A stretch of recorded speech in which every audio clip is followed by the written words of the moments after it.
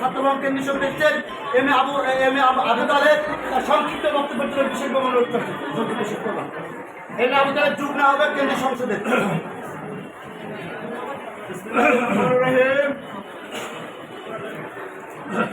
2024-25 শিক্ষাবর্ষের রবীন্দ্র অনুষ্ঠান উপলক্ষে ঐতিহ্যবাহী সেন্ট্রাল ল কলেজের পক্ষ থেকে আজকে যে রবীন্দ্র অনুষ্ঠান, সম্মানিত নেতৃবৃন্দ, আমাদের কেন্দ্রীয় সংসদের আহ্বায়ক এবং সিনিয়র যুগ্ম আহ্বায়ক সহ এখানে কেন্দ্রীয় সংসদের বিভিন্ন পর্যায়ের বিভিন্ন কলেজের নেতৃত্ব উপস্থিত আছেন। আজকে যারা প্রধান আকর্ষণ আমাদের জাতীয়তাবাদী আইন ছাত্র ফোরামের বিভিন্ন পর্যায়ের নেতৃত্ব এখানে আছেন। বিশেষ করে যাদের উদ্দেশ্যে আজকে আমরা এখানে এসেছি, আমাদের নবীন ভাই বোনদের উদ্দেশ্যে এসেছি আপনাদেরকে শুভেচ্ছা জানানোর জন্য। এটা ছিল আমাদের প্রতি বছর বরাবর আমাদের একটা রুটিন হওয়ার।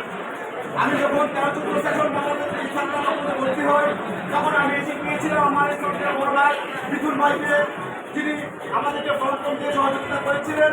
তারপর থেকে আমার আইন ছাত্র ফোরামের যাত্রা শুরু, আমার প্রচারণা শুরু।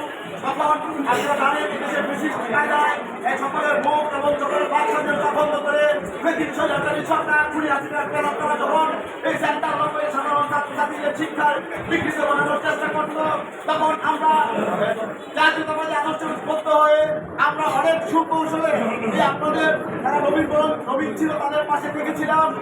আজকে আপনারা একটা জিনিস লক্ষ্য করেছেন, আমরা যখন সেন্ট্রাল ল কলেজের 13-14 সেশন থেকে শুরু করে বিগত সময়গুলোতে সেন্ট্রাল ল কলেজে আসতাম, তখন আমাদের নেতৃবৃন্দকে কলেজে ঢুকতে দেওয়া হতো না এবং কাউকে কোনো ফর্ম পূরণ করতে দেওয়া হতো না এবং বাধ্যতামূলক ছিল আওয়ামী আইন ছাত্র ফোরামের ফর্ম পূরণ করা।